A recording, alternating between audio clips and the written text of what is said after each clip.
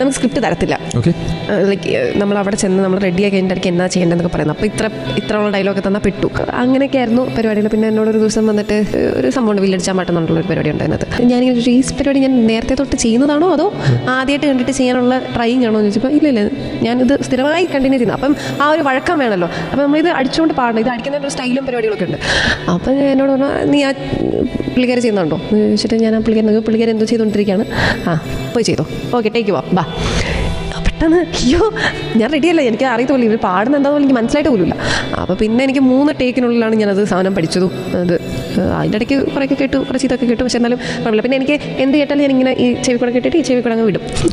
ഞാൻ പിന്നെ ആ സെറ്റിൽ അങ്ങനെയായിരുന്നു തന്നെ പുറകിൽ അടിച്ച് വെറുതെ അടിക്കുകയൊക്കെ ചെയ്യും. സൂര്യ സാറിന് ഓൾറെഡി അറിയാമല്ലോ, ഇവർ കുറേ വർക്ക് ചെയ്തിട്ടുള്ളതല്ലേ. അപ്പം സൂര്യ സാറിന് ഓൾറെഡി ഭയങ്കര അറിയാം ബാല സാറിൻ്റെ എങ്ങനെയാണ്. നമ്മളാണ് അതിൽ ന്യൂ. ചിരിച്ചേ, നന്നായി ചിരിച്ചേ.